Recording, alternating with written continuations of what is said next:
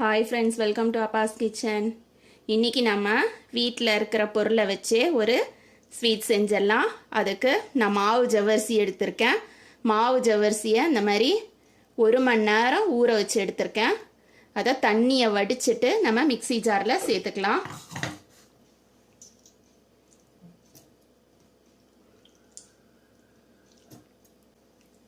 ஜவ்வரிசியை mixie ஜாரில் சேர்த்தாச்சு. ஊற வச்ச தண்ணி வச்சுருக்கேன். அந்த தண்ணியை கொஞ்சமாக சேர்த்துக்கலாம். கொஞ்சமாக சேர்த்துட்டு இட்லி மாவு பதத்துக்கு நம்ம நைஸாக அரைச்சிட்டு வரணும். அரைச்சிட்டு வரேன். மாவு பாருங்கள், நல்ல நைஸாக தோசை மாவு பதத்துக்கு அரைச்சாச்சு. இப்போ இதை ஒரு பாத்திரத்தில் சேர்த்துக்கலாம். கடாயில் நம்ம அரைச்ச ஜவ்வரிசியை சேர்த்தாச்சு. இதில் இப்போ நம்ம 2 டேபிள் ஸ்பூன் அளவுக்கு நெய் சேர்த்துக்கலாம். நெய் சேர்த்ததுக்கப்புறமா நல்லா எல்லா பக்கமும் கலந்து விட்டுக்கலாம். ஜவ்வரிசி வெந்து கண்ணாடி பதம் வரணும். அது வரையிலும் நம்ம கை விடாமல் கிளறணும். அடுப்பு ஹை ஃப்ளேமில் வைக்கக்கூடாது, மீடியம் ஃப்ளேமில் தான் வைக்கணும்.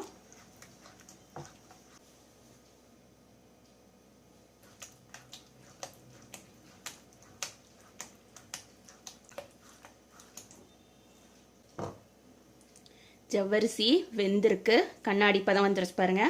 இந்த ஸ்டேஜில் நான் வெல்லம் சேர்த்துக்கிறேன்.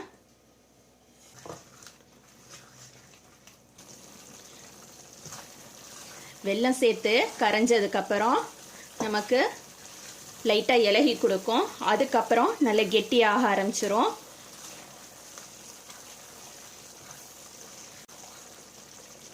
ஹல்வா பதத்துக்கு வந்துருச்சு பாருங்க. இப்போ இந்த ஸ்டேஜில் நான் முந்திரி கட் பண்ணி வச்சுருக்கேன், அதை சேர்த்துக்கிறேன்.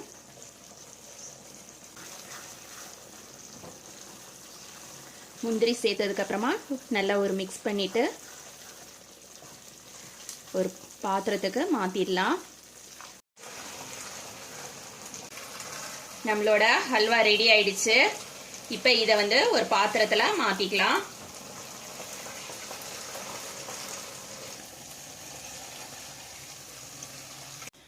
மூணே பொருளை வச்சு டக்குன்னு வீட்டில் ஈஸியாக செஞ்சிடலாம். இதே மாதிரி நீங்களும் உங்கள் வீட்டில் செஞ்சு பாருங்கள். தேங்க்ஸ் ஃபார் வாட்சிங்.